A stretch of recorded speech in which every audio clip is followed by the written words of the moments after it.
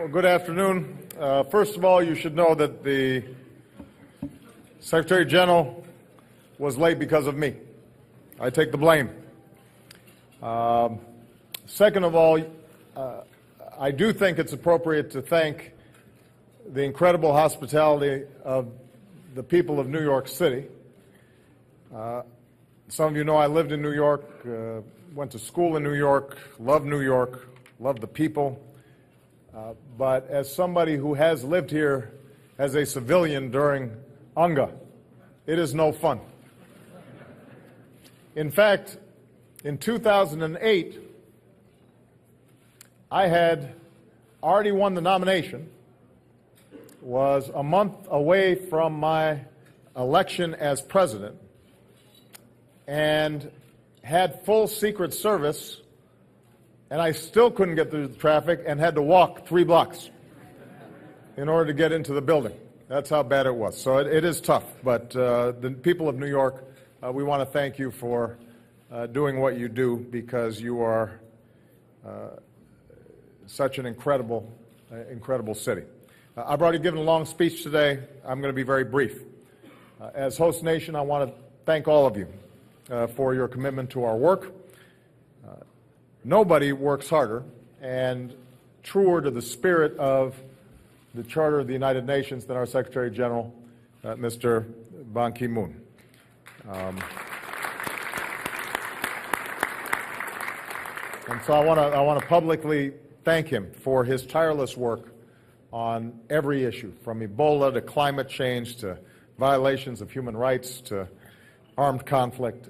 He is on the job and been doing outstanding work.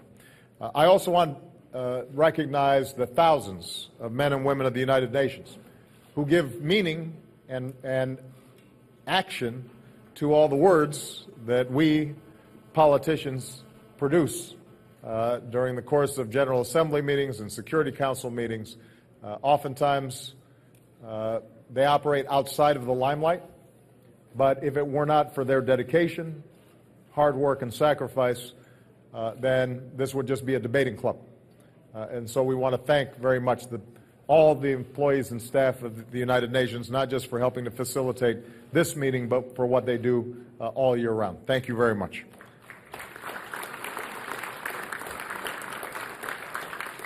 Along those same lines, we want to salute the thousands of blue helmets who stand sentinel around the world, particularly across Africa and the Middle East. The tragic loss of 5 peacekeepers in Mali last week reminds us that there are real risks that these peacekeepers take on so that others can lead a better life.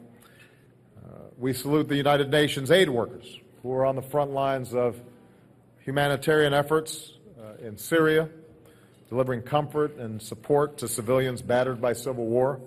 We thank the heroic UN health workers in West Africa who are combating Ebola and caring for the sick at some risk to themselves.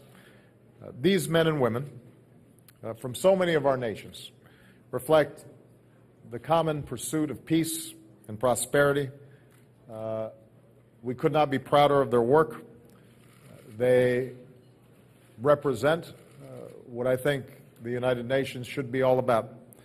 And when I think of them, I'm reminded that although all of us have the extraordinary privilege of representing our countries in very high offices, the truth is change happens on the ground. And none of us can do this alone. So I propose a toast to the human spirit that these workers and personnel and peacekeepers around the world represent, the best of who we are and what we all share in common as children of God and as people who hope to pass on peace and prosperity to our children, our grandchildren, for generations to come. Cheers.